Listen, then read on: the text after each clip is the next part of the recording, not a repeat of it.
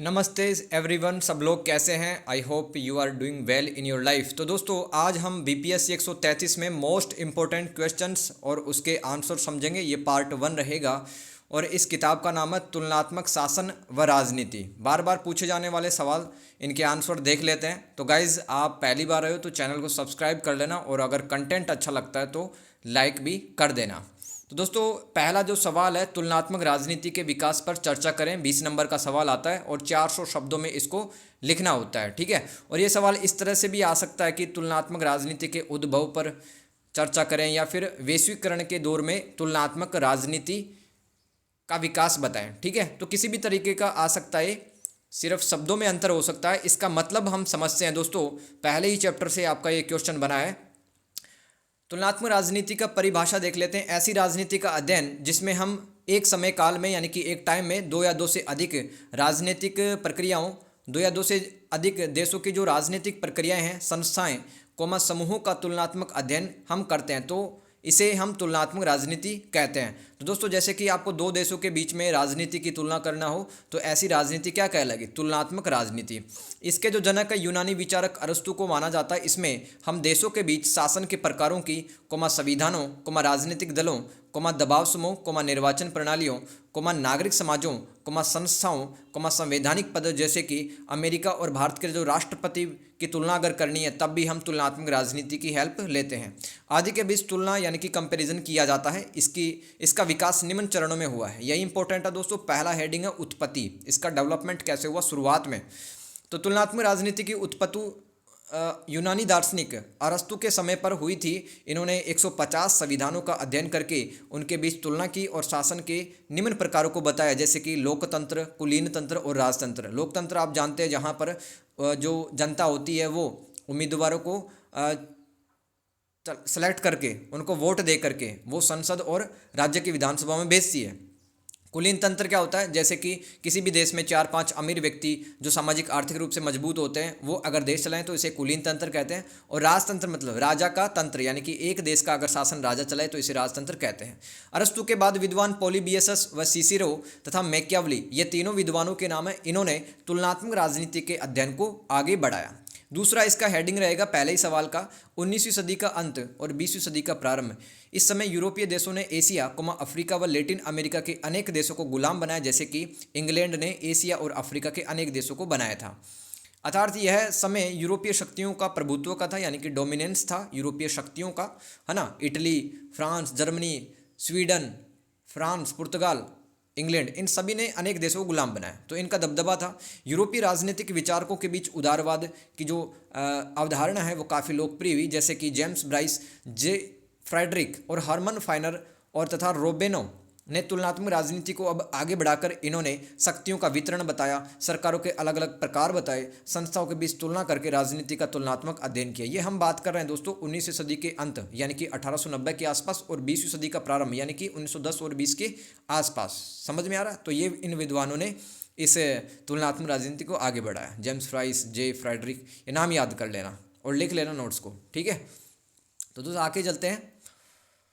पश्चिमी देश उदारवाद तथा लोकतंत्र का जो मूल्य होते हैं उनका प्रसार किया पूरी दुनिया में और नरजातीय व सभ्यतागत श्रेष्ठता को गुलाम देशों में स्थापित कर रहे थे। कौन? यूरोपीय देश। यानी कि हम श्रेष्ठ हैं, हमारी स्किन भी आपसे अच्छी है, ठीक है, और हमें सेंस है उठने बैठने खाने का।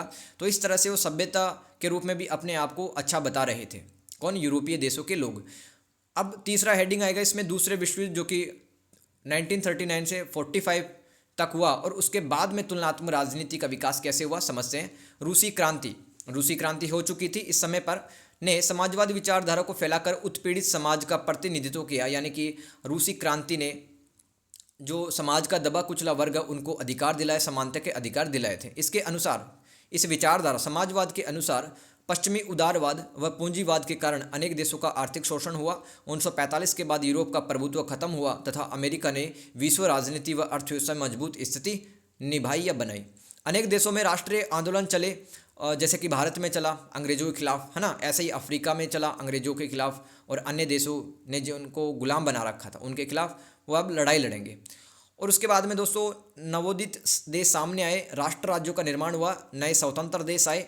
दुनिया अब 3 हिस्सों में बट गई थी। ऐसे देश जो पूंजीवादी के खेमे में थे। यानी कि दोस्तों पूंजीवाद को सपोर्ट कौन कर रहा था? सबसे बड़ा नेता कौन था? अमेरिका।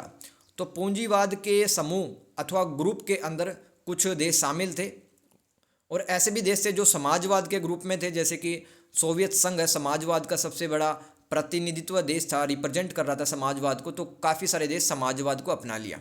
ऐसे देश भी थे जिन्होंने गुटनिरपेक्षता की नीति अपनाई, यानी कि ना तो वो पूंजीवादी के देशों के ग्रुप में थे और ना समाजवादी देशों के ग्रुप में थे, जैसे कि भारत और इंडोनेशिया। तुलनात्मक राजनीति में अब व्यवहारवाद विचारधारा का जन्म होता है दोस्तों, जिसमें यह समझा गया कि लोगों का विशिष्ट प्रकार का ही राजनीतिक व्यवहार वो क्यों करते हैं, यानी कि जैसे कि मैं खास पार्टी को क्यों वोट दे रहा हूँ, ठीक है, मेरी क्या इसमें सोच है, ये सब समझा गया तुलनात्मक राजनीति में। अब राजनीतिक प्रक्रियाओं संस्थाओं का विश्लेषण यानी कि एनालिसिस करके सामाजिक यथार्थ को सामने लाया गया, यानी कि जो समाज में जो वास्तविकता है वो अब समझी गई तुलनात्मक राजनीति में। कोई दिक्कत यहाँ तक है ना? किसी को वैल्यूएबल सजेशन देना है तो कमेंट कर सकता है, राइट। और अगर आपको समझ में आ रहा है तो दोस्तों आपको कमेंट करना, ताकि इस वीडियो की रीच बढ़े। अब लोकतांत्रिक गैर लोकतांत्रिक देशों, गैर लोकतांत्रिक मतलब जहां पर लोकतंत्र नहीं है, पश्चिमी व गैर पश्चिमी देशों के बीच, पश्चिमी देश यानी कि यूरोप के देश, और यूरोप के अलग जो देश थे वो गैर पश्चिमी देश कहलाते हैं, इनके बीच राजनीति की तुलना अब की जाने लगी। यानी कि यूरोप के देशों में कैसी राजनीति चल रही है, ऑस्ट्रिया न्यूजीलैंड में कैसी राजनीति चल रही है, इस तरह से प्रमुख विद्वान दोस्तों जो व्यवहारवाद और तुलनात्मक राजनीति के बारे में अब बता रहे हैं, ठीक है, 1945 के बाद, जैसे कि रॉय मैकरिडिस, एक्सटीन और गैब्रियल आलमंड। अब तुलनात्मक राजनीति में दबाव समूह, हित समूह, चुनाव, मतदान व्यवहारों के बीच बातें होने लगी कि किसी देश में दबाव समूह इस तरह से काम क्यों करता है, वो सरकार को किस तरह से प्रभावित कर रहा है ना। दो देशों के, जैसे कि अमेरिका के दबाव समूह कैसे हैं और भारत के दबाव समूह कैसे हैं, लोग अब इस बात पर चर्चा करने लगे तुलनात्मक राजनीति में। व्यवहारवाद के बाद में दोस्तों अब एक और विचारधारा का जन्म होता है, संरचनात्मक कार्यात्मक, ठीक है, जिसमें किसी देश की सामाजिक राजनीतिक प्रणालियों को उस देश में बनी संस्थाओं व उनके द्वारा कार्यों के आधार पर समझा जाता है। जैसे कि एक राज्य की अनेक संस्थाएं होती हैं, ठीक है, जैसे कि अस्पताल होते हैं, स्कूल होते हैं, ठीक है, विवाह नाम की भी एक संस्था होती है, खेल संस्थान होते हैं, तो इन सब से मिलकर एक देश का निर्माण होता है और उन्हीं संस्थाओं के माध्यम से अब एक देश की राजनीति समझे जाने लगी। इस विचारधारा, इस आइडियोलॉजी को पॉलिटिकल साइंस में कहते हैं संरचनात्मक कार्यात्मक, स्ट्रक्चरल फंक्शनल आइडियोलॉजी। ओके, अनेक देशों में अब सामाजिक, राजनीतिक व आर्थिक परिवर्तन होने लगे। अब राजनीति में निम्न विचारधाराओं का जन्म हुआ, जैसे कि राजनीतिक समाजीकरण के बारे में लोग डिस्कस करने लगे, विकासवाद यानी कि हर देश अपने विकास के बारे में सोचने लगा, है ना, और निर्भरता सिद्धांत यानी कि दूसरे देशों पे गरीब देश है वो डिपेंडेंट हो गए पैसों के लिए, है ना, लेबर के लिए, मशीन के लिए। और कॉरपोरेटवाद, नौकरशाही अधिनायकवाद। ये देखो नौकरशाही अधिनायकवाद क्या है दोस्तों, जैसे कि साउथ अमेरिका में इस प्रकार की सोच देखी गई, नौकरशाही अधिनायकवाद। इसमें क्या होता है, जो ब्यूरोक्रेसी यानी कि नौकरशाह जो लोग होते हैं, है ना, उनका शासन में काफ़ी ज़्यादा प्रभाव रहता है तथा वो पूंजीवादी देशों की सहायता करते हैं। लोकतंत्र के बाद परिवर्तन आदि को समझा गया। अब प्रमुख विद्वान जो कि इस समय पर बात कर रहे थे 1945 के आसपास और उसके बाद तुलनात्मक राजनीति के, जैसे कि डेविड ईस्टन, कार्ल ड्यूस और एडवर्ड सिल, रोकन, वार्ड, आलमंड, कोलमैन, पई और बर्बा, ये विद्वानों के नाम हैं जो कि तुलनात्मक राजनीति को अब आगे बढ़ा रहे थे, तरह तरह की बातें कर रहे थे। व्यवहारवाद के बाद में अब उत्तर व्यवहारवाद का जन्म होता है दोस्तों। देखो व्यवहारवाद में कमी थी, तभी तो उसके बाद में एक सिद्धांत विचारधारा आई जिसका नाम उत्तर व्यवहारवाद था, जिन्होंने क्या समझा, सामाजिक व राजनीतिक स्थितियों के साथ साथ अनेक मुद्दे भी तुलनात्मक राजनीति में समझे। जैसे कि अब उत्तर व्यवहारवादी विद्वानों ने पर्यावरण को भी समझा, नारीवादी आंदोलन की भी समझा, नागरिक अधिकारों को भी समझा। उदाहरण के तौर पर डेविड ईस्टन के अनुसार वास्तविक राजनीति के मूल्यों को अपनाकर ही मानवता का भला हो सकता है। अब चौथी हेडिंग है 1970 के दशक में तुलनात्मक राजनीति किस तरह से आगे बढ़ती है, तो देखते हैं। अनेक देशों ने पूंजीवादी देशों के आर्थिक व विकास मॉडल इस समय पर अपनाए, जिससे वे पूंजी यानी कि पैसा, कैपिटल, श्रम यानी कि लेबर, मानव संसाधन, कौशल, तकनीकों हेतु विकसित देशों पर निर्भर हो गए। जो गरीब देश हैं बात बात के लिए विकसित देशों के सामने चले जाते थे कि हमें पैसा चाहिए, हमें मशीनें चाहिए, इस तरह से वो डिपेंडेंट हो गए। तो निर्भरता सिद्धांत के विद्वानों ने विकासवाद की आलोचना की। विकासवाद क्या था, राजनीतिक विज्ञान में एक सोच है विकासवाद। तो उसके अनुसार मतलब अगर किसी गरीब देश को अपना विकास करना है तो उसको पश्चिम के जो देश हैं, यूरोप के जो देश हैं, उनके आर्थिक मॉडल अपनाने होंगे। तो दोस्तों विकासवाद की आलोचना हुई, किसने की, निर्भरता सिद्धांत। क्या कहा, ऐसा कहा कि विकसित देशों ने अल्प विकसित देशों, विकासशील देशों का शोषण किया है। विकासवाद सोच को आगे फैला करके पश्चिम के देशों ने गरीब देशों के प्राकृतिक संसाधनों व उनके मानव श्रम के दम पर अपना विकास किया। प्रमुख विद्वान जो कि इस समय पर चर्चा कर रहे थे तुलनात्मक राजनीति की 1970 के आसपास, एजी फ्रैंक, वाल्टर रडनी, एम कैल्डवेल, ठीक है, एजी फ्रैंक, वाल्टर राडनी, एम कैल्डवेल, इन्होंने विश्वव्यापी पूंजीवादी व्यवस्था की आलोचना की कि यूरोप के जो देश, जो पश्चिम के देश हैं, ठीक है, वो किस तरह से मतलब आर्थिक शोषण कर रहे हैं अन्य देशों का। पांचवा हेडिंग पढ़ते 1980 का दशक। विकासवाद के कारण हुए शोषण के बाद राज्य ने अपने आप को मजबूत किया, है ना। राज्य कमजोर हो गया था 1980 से पहले, लेकिन अब मजबूत होता है राज्य, यानी कि सरकार मजबूत होती है। अब राज्य ने राजनीतिक प्रणालियों नियम संस्थाओं को मजबूत बनाकर अपने नागरिकों की भलाई की बात की। नौकरशाही सत्तावाद लोकतंत्र में परिवर्तन नव उदारवाद निजीकरण यानी कि प्राइवेटाइजेशन जैसे मुद्दों पर तुलनात्मक राजनीति में अब बहस होने लगी 1980 के दशक में। कौन कौन से विद्वान इस समय बातें कर रहे थे तुलनात्मक राजनीति पर? जी ओडोनल, निकोस पुलांटजास, थेडा स्कोडपाल, ठीक है। अब देखो आगे देखते हैं अगली हेडिंग, वैश्वीकरण के दौर यानी कि 20वीं सदी के अंत में तुलनात्मक राजनीति। दोस्तों ये सेपरेट सवाल भी आता, 20 नंबर का, काफ़ी बार रिपीट हो चुका है ना। वैश्वीकरण के दौर में तुलनात्मक राजनीति का विकास बताएं, ये सवाल भी 20 नंबर का कई बार रिपीट हुआ है, ठीक है। तो ऊपर कुछ कुछ पॉइंट लिख देना और इसमें जो सारे पॉइंट है वो भी लिख देना। और अगर तुलनात्मक राजनीति का विकास आता है, ठीक है, तो आपको ये सारे ही पॉइंट लिखने पड़ेंगे। अदरवाइज अगर इतना आए वैश्वीकरण के दौर में तुलनात्मक राजनीति, तो सिर्फ थोड़ा सा बता देना तुलनात्मक राजनीति क्या होती है और थोड़े ऊपर वाले पॉइंट बता देना और फिर इसके सारे पॉइंट लिख देना। समझ में आ रहा है? अब राष्ट्र राज्यों की राजनीति को समझने हेतु अधिक गहनता से केस स्टडी की गई, आंकड़ों का विश्लेषण किया गया, जो डेटा होते हैं उनका एनालिसिस किया गया, डेटा को कलेक्ट किया गया, राजनीतिक संस्कृति को भी समझा गया, है ना।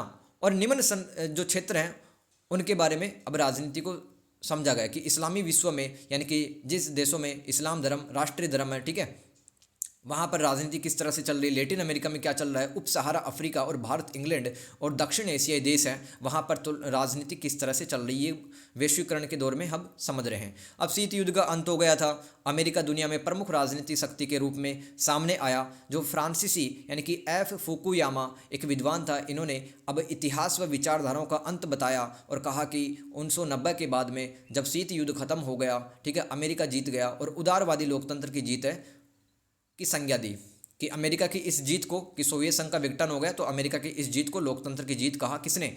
फ्रांसीसी फुकुयामा ने। और साथ में कहा इतिहास और तरह तरह की विचारधाराएं उनका भी द एंड हो गया 1991 तक आते आते। तुलनात्मक राजनीति में अब राज्य की शक्ति स्वतंत्रता श्रमिकों के अधिकार वैश्वीकरण की प्रक्रिया के कारण हुई राजनीतिक आर्थिक व सामाजिक परिवर्तनों को समझा गया। वैश्वीकरण के कारण काफ़ी देशों ने तो फायदा उठाया, लेकिन जो गरीब देश हैं वो गरीब ही बने रहे। गरीब वैश्वीकरण के कारण दुनिया में संचार यानी कि कम्युनिकेशन और टेक्नोलॉजी का विकास हुआ, जिसके कारण दुनिया के एक हिस्से में घटने वाली घटनाओं से दूसरे क्षेत्र प्रभावित होने लगे। आधुनिक पूंजीवाद समाज में नागरिक समाजों का महत्व बढ़ गया। नागरिक समाज क्या होता है? सिविल सोसाइटी को कहते हैं, यानी कि समाज के ही लोग एक खास उद्देश्य के लिए अगर एक जगह संगठित हो जाएं, ठीक है, और सरकारों की सहायता न लेकर खुद ही समाज की भलाई करें, समाज की समस्याओं का हल करें, तो इसे कहते हैं नागरिक समाज। तो वैश्वीकरण के दौर में यानी कि 1990 के बाद में नागरिक समाजों को काफ़ी ज़्यादा लोग पूछने लगे, इनका महत्व बढ़ गया और समाज की प्रॉब्लम्स को सोल्व किया इन्होंने नागरिक समाज ने। अनेक नवोदित देशों में यानी कि जो नए नए देश बने थे, जो गुलाम थे वो आज़ाद हुए, उनको नवोदित देश कहा है मैंने। इन देशों में देशज संस्कृति यानी कि स्थानीय कल्चर को बचाने की बातें की गई, निम्न जाति के आंदोलन हुए, नारीवाद जो मतलब महिला सशक्तिकरण की बातें की गई, नारियों ने अपने अधिकारों को बचाने के लिए आंदोलन किए और प्राण बचाने के लिए भी आंदोलन हुए। किसमें? वैश्वीकरण के दौर में, यानी कि जो आज का टाइम चल रहा है वो ग्लोबलाइजेशन का टाइम चल रहा है और भूमंडलीकरण भी इसको कहते हैं। तो सवाल कैसे भी आ सकता है कि भूमंडलीकरण के दौर में अथवा वैश्वीकरण के दौर में तुलनात्मक राजनीति का विकास बताएं, तो ऊपर कुछ पॉइंट लिख देना और ये सारी हेडिंग लिख के आ जाना। वैश्वीकरण के चलते व्यापार में वृद्धि करके कुछ देशों ने आर्थिक विकास किया अपना। अब नरजातीयता व लैंगिकता का अध्ययन भी तुलनात्मक राजनीति में किया जाने लगा। नरजातीयता मतलब एथनिसिटी, यानी कि जो नरजातीय समूह होते हैं, जैसे कि भारत में बात करें तो नागालैंड में नागा नरजातीय समूह है, ठीक है, और ऐसे ही मेघालय में खासो गारो जैंतिया, ये सब नरजातीय समूह, इनकी अलग धार्मिक परंपराएं, अलग इनके रीति रिवाज होते हैं, वो नरजातीय समूह कहलाते हैं। लैंगिकता का मतलब क्या है? जेंडर, यानी कि अब महिला और पुरुष को मिलने वाले अधिकारों के बीच में भी तुलना होने लगी। बहुराष्ट्रीय कंपनियां, जिसे अपन मल्टीनेशनल कंपनीज या फिर अपन क्या कहें कि ऐसी कंपनी जिसका 2 से अधिक देशों में व्यापार चलता है, जैसे कि गूगल, माइक्रोसॉफ्ट, सैमसंग, ये सब क्या है, बहुराष्ट्रीय कंपनी। इनके आने से राष्ट्र राज्य कमजोर हुए, लोकतंत्र के मूल्यों को छात्र अधिकारों को मानव अधिकारों में वृद्धि हुई। समकालीन विश्व में इंटरनेट व मीडिया के प्रसार से अनेक वंचित समूह ने आंदोलन करके अपने अधिकारों की प्राप्ति की। नए नए डेटा का उत्पादन, संकलन यानी कि इकट्ठा करना, विश्लेषण करके पूरा विश्व एक गांव बन गया, अर्थात विश्व अर्थव्यवस्था का एकीकरण, यानी कि दुनिया की अर्थव्यवस्था एक जगह पर आ गई। फलतः तुलनात्मक राजनीति के अध्ययन का दायरा विस्तृत हो गया। तो सबसे पहले आपको क्या समझना है कि तुलनात्मक राजनीति जो अरस्तु के टाइम पे चालू हुई थी, उस टाइम पर शुरुआत में मतलब आज से लगभग 2500 साल पहले सिर्फ संविधानों के बीच में तुलना की जाती थी। लेकिन अभी आप देख रहे हो कि अगर 21वीं सदी में बात करें तो हम मानव अधिकारों के बीच में तुलना करेंगे, ठीक है, हम नारियों को मिलने वाले अधिकारों के बीच तुलना करेंगे, श्रमिकों को मिलने जो अधिकार मिले हैं उनके बीच तुलना करेंगे, दबाव समूह की तुलना करेंगे। तो तरह तरह का जो विश्लेषण हम करेंगे। तो इसलिए कह रहे हैं कि तुलनात्मक राजनीति का अध्ययन आज के टाइम पर काफ़ी ज़्यादा फैल गया है, काफ़ी ज़्यादा विस्तृत हो गया। क्वेश्चन नंबर 2, यहाँ से पहले ही चैप्टर में दूसरा सवाल बार बार पूछा जाता है, तुलनात्मक राजनीति की उपयोगिता, यानी कि इसकी क्या यूज है, क्या यूटिलिटी है, इस पर आपको लेख लिखना है। दोस्तों अक्सर देखा है कि सवाल 10 नंबर का आता है, ठीक है, तो आप इसमें लिखना कि हम तुलना क्यों करते हैं बेटर रिजल्ट पाने के लिए। जैसे कि आप मोबाइल फ़ोन खरीदते हो तो उसमें भी आप तुलना करते हो कौन सा रैम अच्छा है, किसका मोबाइल स्क्रीन अच्छा। वैसे ही राजनीति में सर्वश्रेष्ठ परिणाम प्राप्त करने के लिए हम तुलना करते हैं। तो इससे राजनीति का अध्ययन वैज्ञानिक रूप से किया जा सकता है। इससे राजनीति के सभी सिद्धांतों विचारधाराओं नियमों का विश्लेषण करके मानवता भलाई हेतु सर्वोत्तम निर्णय लिए जा सकते हैं। भाई तुलना क्यों करते हैं, जैसे कि 2 मोबाइलों के बीच में हम तुलना कर रहे हैं तो अच्छा मोबाइल ही लेंगे ना। इसीलिए जैसे कि 2 देशों के राष्ट्रपतियों की तुलना की जा रही है, किसके राष्ट्रपति के पास कितने अधिकार हैं, कौन सा देश का राष्ट्रपति अच्छे से काम करता है, उसी हिसाब से हम मतलब कोई कमी है हम राष्ट्रपति पद में तो वो पूरी करता है एक देश, इसलिए तुलना करना जरूरी है। किसी एक समय या अलग अलग समयों में 2 या 2 से अधिक देशों की राजनीति की तुलना की जा सकती है। शासन के बहुत सारे प्रकार होते हैं, जैसे कि राजतंत्र होता है, तानाशाही शासन भी होता है, ठीक है, कुलीन तंत्र भी होता है, लोकतंत्र भी होता है। इनकी तुलना करके श्रेष्ठ शासन कोई भी देश एक अपना सकता है अपने नागरिकों के कल्याण के लिए। इससे 2 देशों की सभी राजनीतिक संस्थाओं की तुलना की जा सकती है। कोई एक देश राजनीति में श्रेष्ठ परिणाम प्राप्त कर सकता है। इससे 2 देशों के बीच न्यायपालिकाओं विधायिकाओं यानी कि संसद कार्यपालिकाओं जिसमें राष्ट्रपति, मंत्री परिषद, प्रधानमंत्री आते हैं, ये सब कार्यपालिका का हिस्सा होते हैं। राजनीतिक दलों यानी पॉलिटिकल पार्टी, दबाव रहित समूहों, संवैधानिक व प्रशासनिक प्रक्रियाओं, संविधानों, नागरिक समाजों आदि की तुलना की जा सकती है। वैश्वीकरण के कारण हुए इससे तुलनात्मक राजनीति का क्या फ़ायदा है या क्या उपयोगिता है इसकी। वैश्वीकरण के कारण हुए आर्थिक और सामाजिक, राजनीतिक, सांस्कृतिक परिवर्तनों को हम जान सकते हैं, ये इसका यूज है। तुलनात्मक राजनीति से हम 2 देशों की सभी राजनीतिक इकाइयों व संस्थाओं के बीच तुलना करके हम उनमें समानता व असमानता का पता भी कर सकते हैं। इससे हम 2 देशों के पर्यावरणीय, नरजातीय, दलित, महिला आंदोलन जिसमें नारीवाद आंदोलन आते हैं, लैंगिकता, मानव अधिकारों व श्रमिक अधिकारों के बीच समानता व असमानता का पता कर सकते हैं। तो दोस्तों आई होप समझ में आया होगा, ठीक है। ये हैंड रिटन नोट्स हैं मेरे खुद के लिखे हुए, तो आई होप मैं आपको समझा पाया हूँ, राइट। एग्ज़ाम के लिए गुड लक। और ये सवाल बार बार रिपीट होते हैं और ये कंफर्म आएगा 20 नंबर का, तुलनात्मक राजनीति का विकास या फिर वैश्वीकरण के दौर में तुलनात्मक राजनीति का विकास। तो अगर आपको अच्छा लगा ये वीडियो तो लाइक कर देना, ठीक है। बहुत अच्छा लगा तो एक कमेंट कर देना, और इससे भी बहुत अच्छा लगा तो आप अपने फ्रेंड के साथ में शेयर कर सकते हैं। Thank you so much everyone, good luck and God bless you. मिलते हैं नेक्स्ट क्लास में एक और इंटरेस्टिंग मोस्ट इंपॉर्टेंट क्वेश्चंस की वीडियो के साथ। तब तक के लिए टेक केयर, गुड बाय।